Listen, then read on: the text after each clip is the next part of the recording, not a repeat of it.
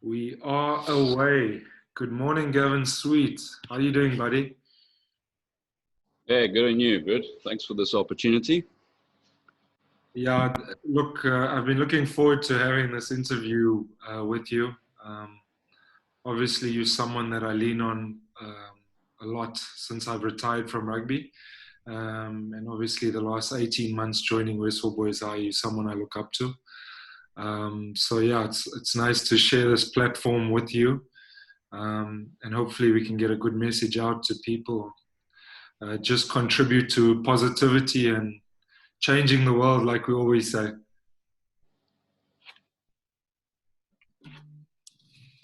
So, Gav, maybe you can maybe start us off and just give it like a brief history, your journey to where you are currently. And I know you're obviously at Westville Boys High, but maybe share some insight into your story, where you grew up, where you've been, places you've seen, that sort of thing.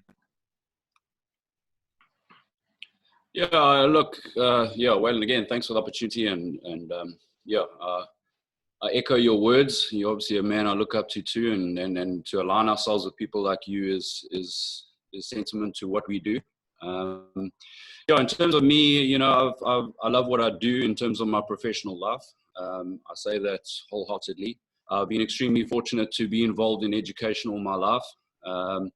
Along the way, taught at various different schools, and I've taken a lot out of that. It's made me into the person I am today, helped me grow in my leadership journey, which is something I'm extremely passionate about, is leadership. And obviously, through each of these schools, I've had great mentors. I aligned myself with some really, positive people that have certainly helped me find my passion and my purpose in life, and that's a big thing. And having found my purpose, which for me is to inspire other people, having found that purpose and that passion has really ignited something in me to help others find their purpose and their passion. I've worked with some really successful teams and some dysfunctional teams, and I must be honest, I'm grateful for both. I really am. I have a fascination for people, just the way that we as individuals, we all have our strengths, we all have our weaknesses, but somehow when we get together, we can do remarkable things in teams. And teamwork is something I'm extremely passionate about. And working with people like you and other like-minded people, we always joke around, you and I, that we're going to change the world. But I honestly believe it. If you get the right people in a team and in a group, you honestly can do that. From my personal point of view, I have two remarkable little boys, and I have to be a role model to them, and I try and do everything that they'll be proud of. I know you also a father, and I know you also very passionate about that, and you put a lot into it. And that it goes hand in hand to helping young men grow into something remarkable. No, I have to agree with you. You can kind of find inspiration everywhere, which is quite wonderful about this journey in life. So you do meet a lot of remarkable people along the way. And I'm a firm believer you're never the finished product and you're always looking for ways to improve yourself. And you can find that inspiration from students, from the man on the street, from your family, your aunts and uncles. So I think if you are open and receptive to it, then you'll always find that inspiration and that room to grow. Um, just speaking about your kids, and I know it lights a fire within you. Obviously, in this lockdown, I think you've been a prime example of how to entertain two different age groups, I suppose, which can't be easy the whole time, and I'm sure wildly energetic. So obviously, maybe what is your philosophy on parenting, and what how have you tried to keep your kids entertained? I know watching all your videos have been. I wish I could think of something so creative to do with my kids, but it's so joyful to watch you conjure up in your imagination these different things for them to do in this quarantined time. No, look, yeah, thanks for your kind words there. But look, I've always said I'm 37 going on 7. I think that helps. No, look, this lockdown's been tough for everyone, I think. I think for any parent, the main thing for me is if you can get your sons or your daughters or whoever you're looking after to come out of this lockdown positive and motivated, then you've done a fantastic job. You know, I know we're concerned and worried about academics, and we're worried about when schools are going to go back. And I think that's probably the toughest time, is the unknown. We don't know when schools are going to go back. Certainly as an educator, that's probably the toughest. But you know, the academic work can be caught up. Teachers are remarkable. They'll catch that work up no matter when we go back. So I think the main thing as parents, and it's tough, it really is tough, it's to make sure that our boys, that our daughters come out of here positive and motivated. If they can go back to school feeling motivated and positive, then we're winning. We really are. And the academic work will come quickly. So yeah, it's been good for us here. I think, you know, this world is crazy. Every single day we have a whirlwind, and we always say that we need a pause in life. And here it is. So yeah, it's been fantastic to spend time with the boys and obviously my wife, and we've had a good time. It's been tough, I think, for everyone, without a doubt, in my mind, that this lockdown has certainly taught people perspective, I think. You know, we're all dealing with this COVID-19, but every single person's dealing with something different in their homes. And, you know, it's made us aware. I think when we get back together, we're certainly going to appreciate the small things in life. There's no doubt about that. A simple handshake, laughing with your mates, teachers back in the classrooms. We're really going to appreciate those small things. And people are dealing with different things. And I think it's going to make us more, you know, aware of people's feelings, more aware of how we speak to each other. You know, that we all, like I say, yeah, perspective's a massive thing for me, I think. And I'm sure you agree, certainly from you obviously missing your sports team, you missing obviously the boys on the sports field. Yeah, I'm sure that's exactly the same sentiments you have. Yeah, I think the correct word you said there, obviously it's perspective, and no one's planned for this pandemic to happen. But I think if you use this time wisely to reconnect with your foundation, especially with your families, and just see bigger picture, I think there is a lot to salvage for the rest of the year. And I think it gets me excited to see what we can do, even though things are not going to ever be the same, and we've accepted that. It gives us a unique opportunity to change the way we do things, to think outside of the box, to be creative. We're both passionate about giving back and being of service to people, something that gets me going. So I'm just excited to see how I can help the boys still grow during this next few months, whatever they look like. But yeah, I think everyone will start trying to find a new, renewed vigor in the way they see the world. And I really hope that everyone comes back positive and hopeful, which I'm sure we will. We're a resilient bunch at our school, and it's a great place to work. And I think everyone's ready and raring to go for the next challenge. So yeah, I think everyone's in the same boat, but we're excited for the unknown. Just to touch on what you're currently doing at the school, what your official title is, because it's one of the most amazing thing to see how you've evolved the leadership within the school. So maybe you can talk about your experiences, how you've created that sort of culture within the school. Yeah, look, Wayne, I mean, like I say, I'm extremely blessed to have the role that I have, and that's running the leadership program and the leadership body at Westville Boys High School. I have a remarkable team in terms of the staff, you know, and they keep me motivated. They certainly help me grow, and they're so invested in the lives of these boys. It's just absolutely fascinating to see. And yeah, it's so rewarding to work with these young men, these inspiring young leaders, to teach them things like emotional intelligence, to try and unlock their niche, their purpose, their why. You know, I talk a lot about their why and their purpose. I believe that there's two important days in your life. You know, the first one is the day you're born, and the second one is you find out why. And, you know, to help these boys, you know, unlock that part of their mind. I think the highest calling of leadership is to unlock the potential of others. And, you know, as much as we're trying to invest time into these boys, they're certainly teaching us things. And, I love what you're saying now, that this lockdown, this whole COVID is a new beginning and there's a new start. And I can wholeheartedly say that South Africa, we might not think it right now, but South Africa is in a very, very, very good place. Really. If I see these young men that are coming through the schooling system, our future CEOs, our future big businessmen, ministers, presidents, and even at worst case, great fathers to their kids, we're in a really good place. These are, unbelievable boys, and I'm sure girls at other schools who are also going through similar leadership. So, we try and make them understand that leadership's all about influence. If you can influence others, you give the world your best, the world returns its favor, and everything's about service. I think when they start realizing and practicing service leadership, it just becomes so rewarding to watch. And as I say, as much as we try and think that we changing the lives of these young men, they're certainly changing our lives every single day. And it could be anything. It's not just, we have got an old prefect system, which is our blue tie leadership. We've tried to change it from prefect to rather flip it to a leader.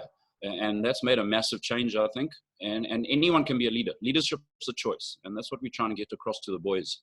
And and I think our school is in a good place because we've got remarkable staff. I mean, you running the sports, and I'm sure you see a lot of that leadership coming through in the sports. Not only captain. I mean, it's not even a captain of a team. It could be anyone. Someone who just serves others, who influences others. You're doing a remarkable job. So if we can get that right, and I think South Africa is, and we're in a good place. I really, really am excited to see where this country's going with this new leadership, this new reign of young, inspired leaders that are coming through the system. No, I totally agree. I think obviously when I first started out at the school, the one thing I was wildly passionate about, or trying to create a culture of no ego. And I think it's very important because as coaches, we love our individual sports, and we know we want certain things from our sporting code. So just making sure that we understand, again, that bigger picture. Who are we trying to benefit, which is the boys, which has been really good for us. And you get a lot of cross-pollination between sports with sporting codes and sports coaches, which has been hugely beneficial to the way we've tried to run sport. And I think the boys have also caught on to that. We're trying to help each other. We have a lot of talented boys that play different sports.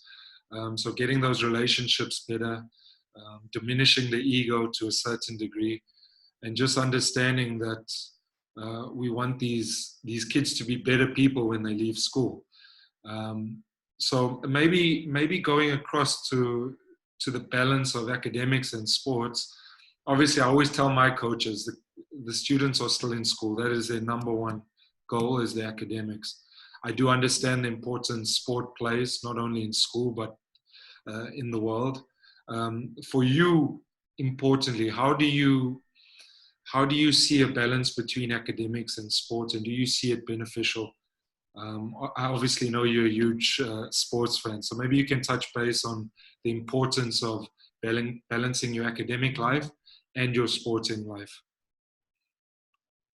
Yeah, no, look, it's absolutely massive. You and I could spend hours, and we have before chatted about obviously the physical and the mental part of sports. I mean, that's important. That's obviously why boys get involved in that sport. But there's a whole other level that unlocks the brain, I think, in terms of sports. And, that's emotional intelligence. It's teaching boys valuable values in life that you learn on that sports field that you can bring into the classroom too. I'm a big fan of John Wooden, and he said once that sports do not build character, they reveal it. And I love that, and it really is true. Working in teams, I think sport's so important because it starts to make boys realize that you're not, the law of significance, you're not really going to achieve anything great by yourself. You need to build a team. You need to work around people.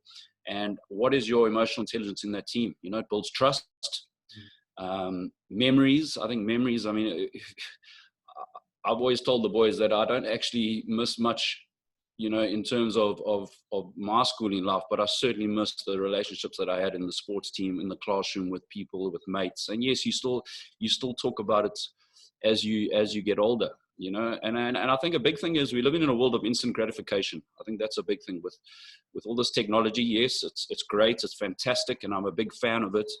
A touch of a finger, you can get information across the entire world, but it's not like that in sports. It's hard work, it's failure, it's learning to I mean, you've played at a high level, you've played professional sports, and it's all the sacrifices, the hard work that people don't see, and that's building you as your character, your humility, the respect for others, resilience. I'm a big massive fan in resilience, and that's where they learn that from sport, and it goes hand in hand with the classroom. I think that's what you've done a fantastic job in terms of, if I can give you a compliment here, in terms of what you've done with your sports staff, is making the boys realize the importance of your academics and your sport.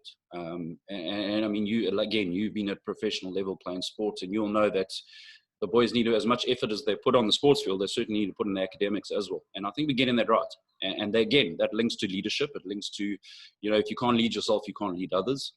And the boys are starting to understand that. And the biggest thing here for me is trust. I mean, if we look at this, for example, and if I can use maybe our first team rugby this year, I know those boys have put in a large, and the coaches too, a large amount of effort. And all of a sudden, we're sitting in this, this COVID-19 pandemic, where they can't, showcase their talent. And I know, for example, I mean, maybe you can elaborate on this, but I mean, our first team coaches, Jeremy and Jubs, I mean, it's not a 1-year plan that they've done for this year. It's a 3-year plan, and I'm sure, as frustrating as it is, the valuable things that they've taught the boys, such as character, such as respect, resilience, that now is coming through more than anything else. Yes, they can't showcase their talents, and they're not going to be able to run out and show their God-given talent, but all those values that they taught them is going to go far more and far beyond anything else. So, I think sport gives that platform. A good coach can change a game, but a great coach can change a life. And I think that's a big thing with sports, and certainly a lot of the boys use that platform. Just obviously to add on, there was a lot of expectation, especially for our hockey team, which was number 1 in the country last year. So obviously they wanted that momentum going into the season. And then obviously you were here when our first team had all those injuries. I think it was in 2018 where they had that really tough season, and it was an introduction from hell for Jubs and Jeremy. And to just see them persist and to keep on setting themselves goals and the students' goals and creating this magnificent culture, regardless of results, has been absolutely amazing. So obviously there will be a lot of sadness where we are currently. And like I said, we still remain hopeful that sport will be salvaged to some degree. But obviously we'll have to wait and see what that looks like. But those 2 coaches have really shown the way in terms of creating a good culture within Westville Boys High Sports. And just the confidence those boys exude, it's unreal. You could maybe think it's too close to arrogance, but it's really not. They love the sports, they love competing, and they love their school. So they have a strong sense of who they are as a team. And I think that resonates across the board to all our sporting codes. And it's obviously a culture we want to continue to grow. And I think that's exciting. On your side of it, the leadership side, we never finished product. There's still things we can tweak and add to, and obviously you get different personalities from year to year. So maybe that's another question I can ask you. How do you change the way you go about your leadership, especially with different personalities? Obviously, AB is our new head boy now, but obviously Daniel Trevethan was a different personality last year, maybe a different group. So you always are having to navigate through different groups every year, and to keep that momentum going. How do you keep that with different groups that are interchanging every year? Yeah, look, I mean, obviously that's a process. And again, we're working with remarkable young men. But for me, the biggest thing is trust. So that's the first thing we try and achieve. And I think that goes across again in the classroom, on the sports field, not just the leadership body. You know, we start off by trying to get vulnerable with each other, which is obviously we as men sometimes see that as, we can't do that. But I think as soon as you can get vulnerable and share stories, as soon as we can start to speak to the heart of the individual, then all of a sudden something unlocks, and it's fascinating to see it. It literally just happens like this, well, over time, but you can see it when it happens. And once you get vulnerability, trust within your group, it just remarkable things happen. The boys start to have each other's backs. They start to buy into the system, and that's the thing. Our biggest thing, as I said, is servant leadership and giving to others. And I think when boys see, when you influence others and when you give people your best and things start happening to you and positive things start happening to you, it's incredible to see. And as you say, I mean, we are sitting again, and I don't want to speak too much about this pandemic, but you only grow when you're out of your comfort zone, and we're all out of our comfort zone. And as much as those boys would love to showcase their talent on the sports field, or the leadership body would, there's no doubt that they want to be at school now. There's no doubt. And they want to be influencing lives. But we're growing, and we can take massive positivity out of this thing by, learning who we are, getting times to reassess our goals, reassess, what have we done right? What have we done wrong?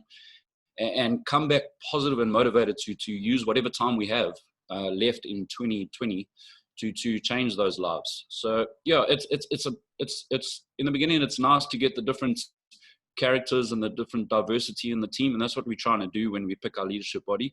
We try and pick different character, different people who are involved in different spheres of the life, school life. And when it starts working and the boys start believing in it, it's amazing to see. Not even as the leadership body, other boys, you don't have to have a blue tie or be a prefect to be a leader. Other boys start buying into it, and it's amazing. And as you say, culture is everything. It changes the entire culture of the school, and it's remarkable to see. No, it is obviously exciting, and like I said, I need to reiterate the fact of what an important job you have in molding these kids, and I think it ties closely into the sporting spectrum, and I think that's why we lean a lot on each other. To get the best out of the kids, we have to build relationships with them, and most importantly, we have to give that feedback in terms of understanding a kid and trying your best to get them motivated. And sometimes you have to lean on other people who have a different relationship with the kid to try and extract his potential. So it's never the same day. You come to school and there'll be something else on the horizon, and I suppose that's what makes it exciting. It's definitely not boring. You definitely have your tougher days and your stressful days. Then you have your rewarding days where you can have a laugh. So I think we're in a unique position in quite a big hub of positivity. And then, like we said, there's a lot of good people around us.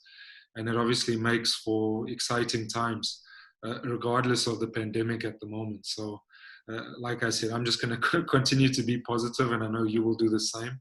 And I'm sure we can create something really important and massive before the end of the year. The next question, carry on, Gab. If I can add to what you said there, I think that's massively important. Is we're fortunate enough in the schooling system to have adults who are champions to these kids. It takes a village to raise a child, and I think as you said, team is so important. I mean, I have my leadership staff who I lean on so heavily. Each of them have their own little niche and their unique way of speaking to the boys. You have your sports staff who are so fundamental into growing these boys. I have a big dream that, I think our boys and girls and the youth of today are dealing with stuff that maybe we never had to deal with when we were at that age. They're dealing with extra pressures, yucky stuff of life, let's call it that.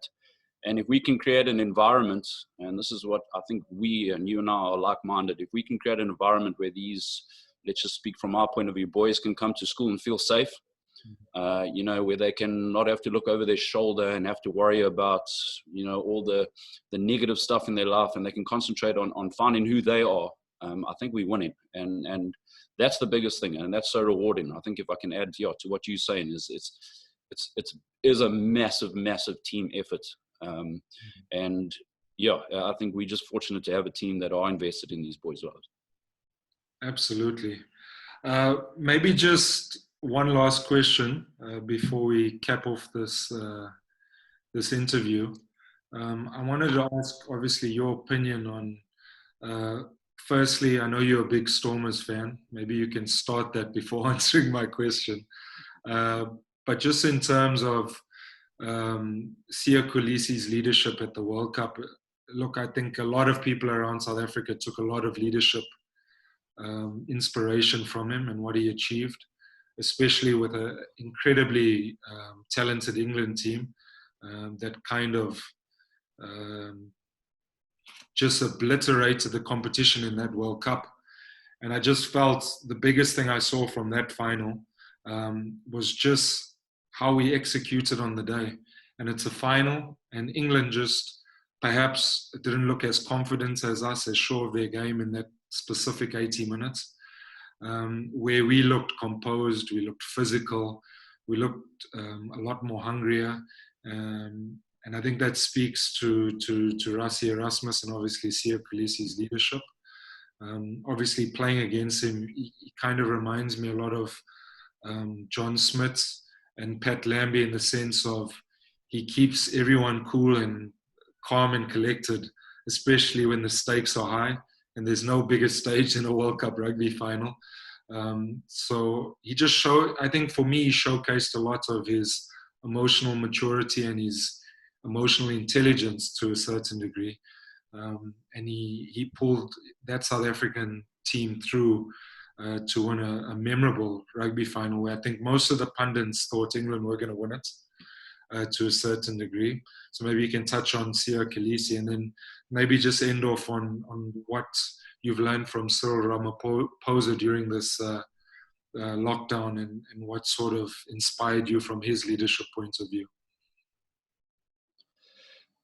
Yeah, look, let's not forget the fact that South Africa 3 years ago were probably the laughing stock of rugby. I mean, we were ranked 7th or 6th or 7th in the world. And that is remarkable leadership. I think Rassie and what Siya did in 2-3 years to go from that to number 1 in the world. And we can take a lot of leadership lessons out of this. I think if I can start with Siya's perspective, besides the fact that he plays for the 2 greatest teams in the world, the Stormers and the Springboks, I think he definitely taught us a very, very valuable lesson of humility.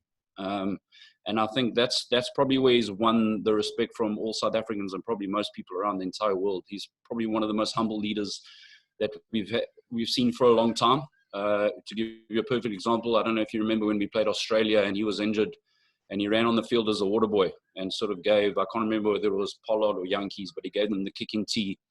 That just shows a remarkable amount of humility, and he honestly, every time he speaks, he has this amazing ability to speak to the heart of everybody. And we believe what he believes. I think if he could, 99% of people, if they don't even know what he has to say, all right, let's get up and let's follow. And that's leadership.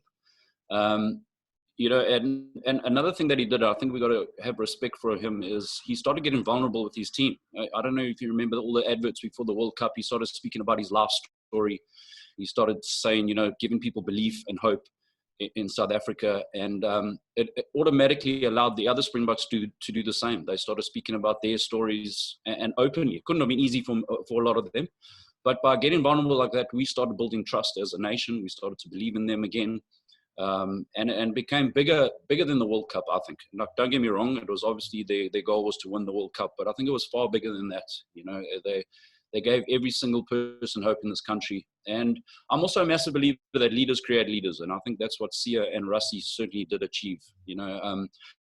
Yes, he was the captain, but I think they grew a lot of other players within that team that could have led that Springbok side in the final just as well as Siya could have, and that's credit to them. They gave that. You could have had Pollard, Vermeulen, Lowe, Marks, Beast. I mean, we could go on. All of those, they are remarkable leaders in themselves. But that was Siya and Rassie to give them that platform. So, the biggest thing for me is they built that culture. And that goes a lot to Rassie too, is that winning culture that, you know, that South African culture, unique culture where we are resilient as a nation, you know. And you said it earlier that as South Africa, we're going to come back from the strong because of the people we are. And that's exactly who they were. Their backs were against the wall, but they somehow managed to keep breaking that wall. And culture is everything. I know you've touched on it just now. Culture is massive. You know, it's the behavior of the people in the team. It's the values that they push through. You know, if we talk about humility too, they even put the faces of everyday South Africans on the number of their jerseys. I don't know if you remember that. And you know, it became bigger than their purpose was bigger than themselves. So yeah, we could take a lot, and we use this you know, this example to the boys when we first meet as a leadership body and try and learn through the Springboks. Yeah, it's fascinating, and Sia is definitely with Russie. I mean, what a great combination, unbelievable combination, and they've taught us valuable lessons in life. And then you asked about Cyril. I think the same can be said about Cyril. You know, I feel for the man. I really do in this situation right now. You know, the first time he addressed the nation to when he's addressing the nation now, you can see he's tired, and I don't blame him. But I think, again, he's shown that no matter what, he's putting the people first. It cannot be easy, but he's made sure that the lives count more than anything else. And yeah, he's, you know what, I think he's real. And the same can be said about Russie. The same can be said about Sia. They're real. That's who they are. They speak to the heart. We believe what they believe. And yeah, they know how to create the right culture. Yeah, I hope that answers that question. I mean, we could speak about the Springboks forever. You and I know that. But yeah, remarkable what they did. And if they can do that in 3 years, can you imagine what 57 million people can do? Or you know, everyone in the world, if we can do those small things right and start to put the needs of others before ours, we could change the world literally like that. And I think another aspect, especially about Cyril's leadership, is he's not afraid to be vulnerable. He has a good sense of humor. He can laugh at himself. So he exudes that calmness, and that helps, I think, a lot of South Africans in their homes. There's no fear mongering. I think we've all been attached to hope, and I think he's been an integral part in displaying that sort of confidence for his South African people. So I know the journey is going to be rough. Next 6 months, year, 2 years. The economy has been battered, but like you said, as a country, South Africans are incredibly resilient. They've been through so much, and I think they've always come out on top. And I think that's a lot to be positive about and to be joyful about. And I think, yeah, I'm excited to see how the cards land on the table, so to speak. And I think, yeah, I think we will get something rewarding out of this year, especially with positive people like yourself. And I just want to say, obviously, thank you for this platform to speak to you. I'm one of the fortunate people that gets to see you on a more frequent basis. So we do share a lot of information from each other, and we learn from each other. So I'm very thankful for your friendship, and especially what you've done for our school and for South Africa as a whole. I know you've posted a lot of videos in the past about leadership, and it's obviously, I'm very grateful to have this friendship. Anything you want to say before we go, and in closing, Gav?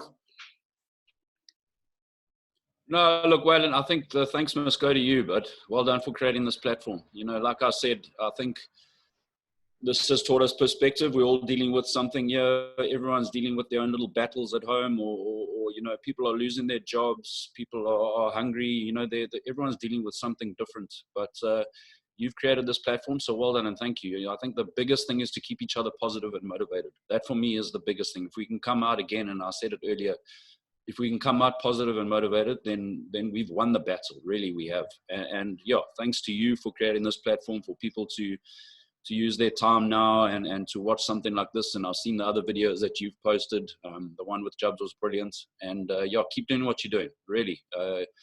It's small little things like this that really do change the world. So well done, bud. And yeah, I value our friendship. I know that you and I still got a lot of work to do together, and that's probably the most exciting thing, really. That honesty is the part that excites me most.